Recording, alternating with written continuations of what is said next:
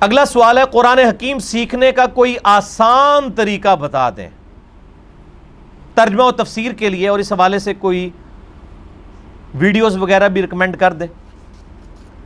میرے بھائیو، قرآن حکیم سیکھنے کا آسان طریقہ یہ ہے کہ اپنی مادری زبان میں جو ترجمے اویلیبل ہیں ان کو پڑھنا شروع کر دیں۔ تفسیر جس کی مرضی پڑھیں، بس یہ دیکھ لیا کریں وہ تفسیر میں اپنی ذاتی رائے لکھ رہا ہے یا کسی حدیث، اور حدیث بھی صحیح ہونی چاہیے، اس کا ریفرنس دے رہا ہے، سب کی پڑھیں آپ۔ یعنی قرآن حکیم کی اگر آپ نے تانا بانا سمجھنا ہے تو مولانا مودودی کی رحمہ اللہ کی جو تفسیر ہے تفہیم القرآن بیسٹ تفسیر ہے، اور انہی کے ہم اثر غامدی صاحب کے استاد، یہ بھی خیر غامدی صاحب کے استاد ہیں، وہ دوسرے امین احسن اصلاحی صاحب کی تدبر القرآن بہترین کی تفسیر ہے قرآن حکیم کی۔ تفسیر ابن کثیر بھی ہے جو شیخ زبیر صاحب کی تحکیم کے ساتھ آئی ہے، اس میں ضعیف روایتوں کے اوپر حکم بھی لگ گئے، وہ بھی اچھی تفسیر ہے۔ احسن البیان جو سعودیہ عرب سے مفت قرآن حکیم دیا جاتا ہے، وہ بھی بڑی مختصر اور جامع ہے، یہ ہم نے ساری اپنی ویب سائٹ ahlsunnatpak.com پہ رکھی ہوئی ہے۔ ویڈیو میں دیکھنا ہے تو بیان القرآن 108 گھنٹے میں 1998 میں ڈاکٹر اسرار صاحب نے ریکارڈنگ کروائی تھی پوری قرآن حکیم کی تفسیر، میں نے کافی دفعہ وہ دیکھی ہے، وہ دیکھیں۔ ہماری اپنی ریکارڈنگ موجود ہیں الحمدللہ، 296 لیکچر ہو چکے ہیں قرآن تفسیر کے، 25واں پارہ چل رہا ہے، وہ آپ دیکھ سکتے ہیں۔ اس کے علاوہ صوت القرآن چینل جو ہے پاکستان میں 92 کے اندر وہ سٹارٹ ہوا تھا، ماشاءاللہ ابھی تک چل رہا ہے، اور اردو ترجمے کے ساتھ بھی، انگلش ترجمے کے ساتھ بھی، امام کعبہ کی آواز میں، مشاری راشد کی آواز میں قرآن حکیم کی تلاوت اور ساتھ ترجمہ۔ آپ یوٹیوب کے اوپر بھی چلے جائیں، آپ کو عربی اور اردو ترجمہ مل جائے گا، اس میں بڑی آسانی ہوتی ہے۔ بندہ اگر لانگ ڈرائیو کے اوپر جا رہا ہے، یہ گھر بیٹھا ہوا ہے، کانوں میں لگا کے آپ صورتیں جو ہیں وہ پوری صورتیں سنیں۔ شروع سے قرآن بے شک شروع کرنا ہے تو کریں، لیکن میرا مشورہ یہ ہے کہ آپ 30واں پارہ کم از کم ایک صورت کو کور کر لیں، 29ویں پارے جو چھوٹی صورتیں ہیں ایک مجلس میں سنیں تاکہ پورا مضمون آپ کو سمجھ آ جائے۔ ادروائز آپ جہاں سے مرضی شروع کریں، خیر ہی خیر ہے اس کے اندر۔ تو یہ آڈیو ریکارڈنگ جو ہے یہ بہت بہتر موڈ ہے اس حوالے سے۔ اور آج کل ایک اور موڈ بھی آ گیا، وہ اینیمیشن والا ہے۔ آپ دیکھیں گے یوٹیوب پہ بے شمار چینلز بنے ہوئے ہیں کہ جو کچھ تلاوت کی جا رہی ہے نا اس کو انہوں نے اینیمیشن میں، ویڈیو میں پکچرائز کروا دیا۔ جیسے سید صداقت علی کی آواز میں سورہ الرحمن ہے، اس کے پیچھے پوری اینیمیشنز چلتی ہیں، جو اس میں آ رہا ہوتا ہے انہوں نے قریب اس کی ویڈیو فلمانے کی کوشش کی ہے، سورۃ الملک کی۔ اس قسم کی ویڈیوز بھی آپ کو یوٹیوب کے اوپر بے شمار مل جائیں گی۔ ہمارے بھی ایک درس میں بھائی آتے ہیں، آج کل سعودیہ میں مقیم ہیں، وہ انہوں نے بھی ایک چینل اس حوالے سے بنایا ہے، اور انہوں نے تازہ ایک چینل بنایا، آپ اس کو سارے جن لوگ بھی یہ ویڈیوز دیکھیں اس کو سبسکرائب کریں، اپنے نام کے اوپر ہی انہوں نے چینل بنایا ہے، ان کا نام ہے نایاب ثناء اللہ، NAYAB SANAULLAH، اس نام سے ان کا چینل ہے، اس کو آپ وزٹ کریں۔ اس کے اوپر انہوں نے اس قسم کی یعنی آڈیو ریکارڈنگز اور اینیمیشنز کے ساتھ وہ چھوٹی صورتیں اور آیات اکٹھی کر کے انہوں نے، اس کے علاوہ بھی آپ کو مل جائیں گی۔ تو ہم تو اوپنلی جو بھی اچھا کام کر رہے ہیں اس کو آپ اپریشیٹ کریں جی، ٹھیک ہو گیا۔ اگلا سوال ہے، ایسا کام جو نبی صلی اللہ علیہ وآلہ وسلم سے ثابت نہ ہو اور نہ ہی کسی صحابی سے کوئی قول ملتا ہو، البتہ تابعین سے ثابت ہو، تو کیا وہ کام کر سکتے ہیں؟ بالکل کر سکتے ہیں، اگر صحابہ میں اس کام کی مخالفت یا نبی علیہ السلام کی مرفوع احادیث میں اس کی مخالفت نہ پائی جاتی ہو۔ اگر مخالفت پائی جاتی ہوگی پھر نہیں کر سکتے۔ میرا تو ایک اسی مجلس میں ہی ایک دفعہ ڈسکشن کے دوران ایک کلپ چڑھا ہوا ہے، کیا اقوال صحابہ بھی حجت ہیں؟ تو اس میں نے تابعین تبع تابعین تک بات کی تھی کہ دین کا جو ماخذ ہے وہ صرف نبی علیہ السلام کی مرفوع احادیث نہیں ہے، بلکہ صحابہ اکرام کے اقوال بھی ہیں، تابعین بھی ہیں، تبع تابعین کے اقوال بھی ہیں، بشرطے کہ صحابہ اور نبی علیہ السلام کی احادیث سے، یعنی نبی علیہ السلام کی احادیث سے مرفوع اور صحابہ کی احادیث سے موقوف جو ان کے اپنے اقوال ہیں ان سے ٹکراتی نہ ہو، تو وہ بھی دین ہے۔ جیسے کوئی مرفوع حدیث نہیں ہے اس حوالے سے سوائے 2 موقوف روایتوں کے، جو سیدنا علی کے اپنا قول ہے فضائل صحابہ احمد بن حنبل کی کتاب میں، کہ میری وجہ سے 2 فرقے دوزخ میں جائیں گے، ایک میری محبت میں غلو کر کے، ایک میری دشمنی میں، اور میری وجہ سے 2 فرقے گمراہ ہوں گے، ایک میری محبت میں غلو کر کے، ایک میری دشمنی میں۔ اس حوالے سے جتنی مرفوع احادیث ہے نا، مسند احمد میں حدیث ہے، کہ نبی علیہ السلام نے فرمایا کہ علی تیری مثال میری امت میں عیسیٰ ابن مریم کی سی ہے، عیسائی ان کی شان میں غلو کر کے ہلاک ہوئے، یہودی ان کا انکار کر کے۔ روایت کمزور ہے۔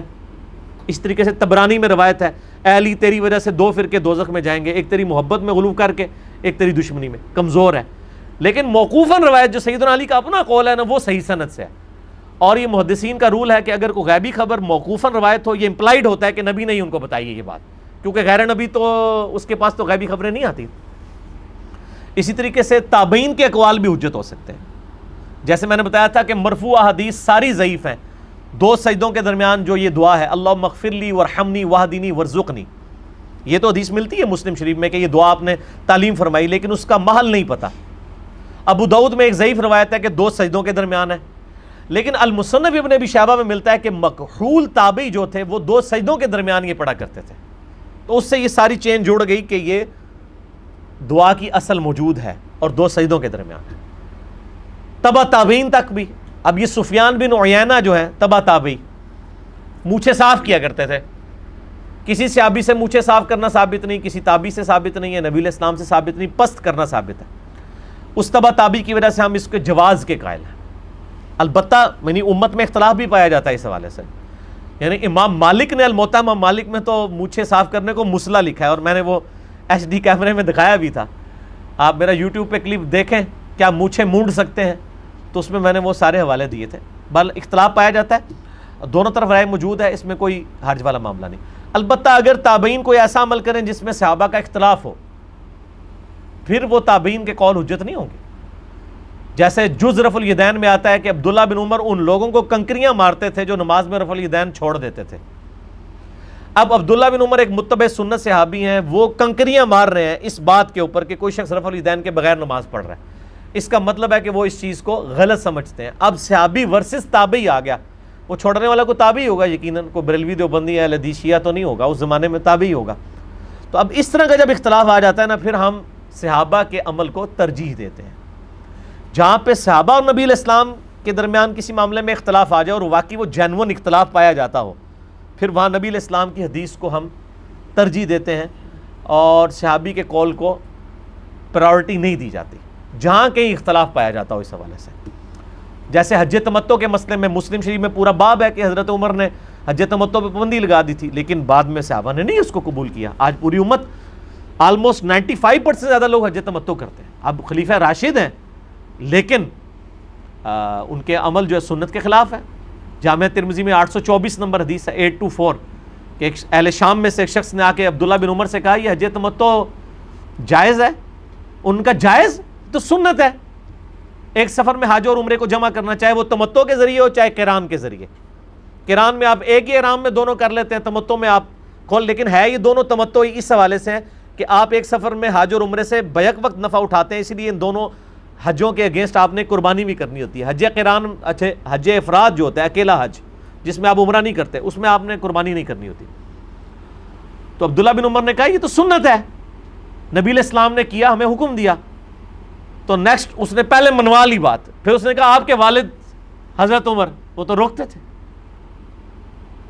اب اس کا یعنی خیال یہ تھا کہ میں یہ اہل شام میں سے تھا، حضرت معاویہ کا دور تھا، شام سے کوئی آیا تھا چل کے، تو انہوں نے کہا یہ بتاؤ اگر کسی چیز کا حکم نبی علیہ السلام دیں اور میرا باپ اس کی مخالفت کرے تو نبی کی بات مانی جائے گی یا میرے باپ کی؟ یہ تربیت ہے جناب، یہ حضرت عمر کے بیٹے کا جھگڑا ہو سکتا ہے، ایک صحابی کی یہ تربیت ہو سکتی ہے۔ انہوں نے کہا نبی علیہ السلام کی، تو انہوں نے فرمایا نبی علیہ السلام نے حج تمتع کیا، ہمیں حکم دیا، یہ جرأت تھی۔ تو اب خلیفہ راشد کا عمل بھی اگر نبی علیہ السلام کے حکم سے ٹکرا دے تو وہ نکل جائے گا۔ مسئلہ 197 میرا آپ سن لیں، 4 اماموں کی گستاخی کے حوالے سے جو میرے اوپر الزام لگایا گیا تھا، تو میں نے اس کے جواب میں اس طرح کے کئی ایک واقعات احادیث کی کتابوں سے بتائیں، آج مال نہیں کہ میں اس کی تفصیل میں جاؤں۔ جمعہ کے خطبہ میں امام کا لکڑی کے آسا پکڑنا صحیح حدیث سے ثابت ہے؟ بالکل ثابت ہے، وہ بخاری مسلم میں حدیث ہے نا۔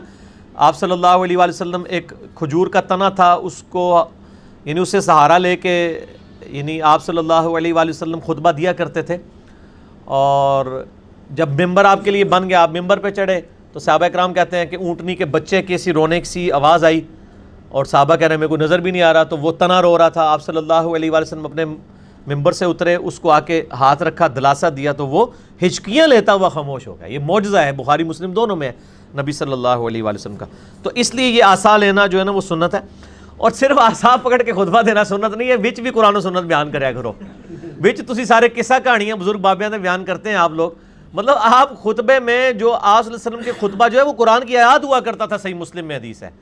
آپ یعنی ظواہر کو تو لے رہے ہیں، پگڑی کو لے رہے ہیں، داڑھی کو لے رہے ہیں، باقی جو اصل چیز ہے وہ نہیں لے رہے. یہاں پہ بھی آپ عصا پکڑنے کو لے رہے ہیں، جو تقریر ہو رہی ہے وہ قرآن و سنت کے مطابق ہونی چاہیے. اصل چیز یہ ہے. ٹھیک ہے جی. تو اگر کوئی عصا نہیں بھی پکڑتا تو اس کا خطبہ ہو جائے گا، لیکن عصا پکڑ کے، پگڑی پہن کے، داڑھی بھی پہن کے ہی رکھ کے نہیں، داڑھی بھی پہن کے وہ قرآن و سنت کے خلاف عقائد لوگوں کو بتا رہا ہے، پھر تو کوئی اس کی ایکسیپٹیبلٹی نہیں ہے. ٹھیک ہو گیا جی. بھائی ہمیں تمام مسلمانوں کے درمیان اتفاق و اتحاد کی بات کرنی چاہیے، نہ کہ دوسروں پر غیر ضروری تنقید اور ان کا مذاق کا رویہ ہونا چاہیے. بالکل میں آپ کے ساتھ ہوں جی، اتحاد امت ہونا چاہیے. ہم نے اتحاد کرا دیا ہے. جب ہم نے لوگوں کو بتایا کہ جی دیکھیں ان کے بزرگوں نے یہ غلطی کی اور ان کے بزرگوں نے یہ کی، تو وہ دونوں آپس میں گلے سے لگ کے روتے ہیں اور کہتے ہیں یار ساڈے بزرگ بھی غلط سن، تواڈے بھی غلط نے، چلو بس ایک دوسرے نے، تو سارے اتفاق ہو گیا. اس کا ثبوت یہ ہے کہ آپ دیکھیں اہل حدیث کے مولوی بریلویوں کے حق میں میرے خلاف ویڈیو ریکارڈ کروا رہے ہیں. تو اتحاد امت تو مجھ سے بڑھ کے کس نے کروایا؟ اگ پانی میں اکٹھا کر دیتا جائے. یہ تواڈے سارے بزرگ اتحاد امت نہیں سن کرا سکتے. دیوبندیوں کے علماء بریلویوں کی سپورٹ میں میرے خلاف کلپ چڑھا رہے ہیں، اور بریلویوں کے علماء دیوبندیوں اور اہل حدیثوں کی سپورٹ میں میرے خلاف کلپ چڑھا رہے ہیں. تو اتحاد امت تو ہم نے کروا دیا ہے، کیونکہ وہ اس لیے کر رہے ہیں تاکہ ہمیں یہ سپورٹ ملے کہ ہم آپ کے بابوں کا دفاع کر رہے ہیں. ایک بابا بچاؤ مہم چل رہی ہے، لیکن نہ میں وہابی نہ میں بابی، میں ہوں مسلم علم و کتابی. میرا اتحاد امت پہ بھی ایک کلپ ہے، آپ دیکھیں. اس میں نے طارق جمیل صاحب کی ایک ورڈک کال کوٹ کی تھی. وہ کہتے ہیں کسی کو چھیڑو نہ، اپنا چھوڑو نہ. میں نے کہا نہ، اپنا پہلے چھوڑو، دوسرے کو بھی چھیڑو. سب کے پاس کچھ نہ کچھ سچائی ہے، پھر اتحاد امت ہوگا.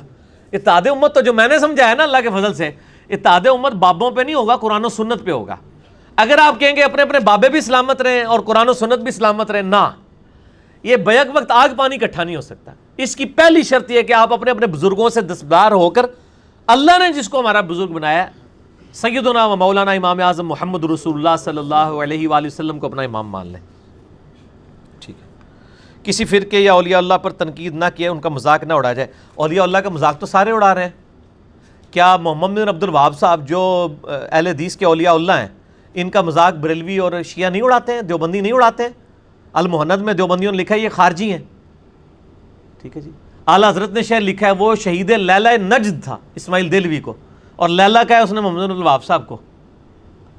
یہ تو ایسی ایسی. اور پھر فتاوی رضیہ میں لکھا اعلیٰ حضرت نے کہ دیوبند اور اہل حدیث کی مسجدیں مثل گرجا کے ہیں، ان کے اندر نماز پڑھنا مکروہ تحریمی واجب الاعادہ ہے. تو سر یہ تو مطلب آپ لوگوں کے بزرگ ایک دوسرے کے تو اولیاء اللہ کی گستاخی تو آپ سارے کر کے گئے ہوئے ہیں. اب میں یہ کہ میں جو نا ساروں کی تصدیق کرتا ہوں کہ آپ نے جو ان بزرگوں کی گستاخی کی تھی ٹھیک کی تھی، وہ اس طرح کہی ہے، اور آپ نے جو ان کے بزرگوں کی تھی وہ بالکل ٹھیک ہے بھی انج دے.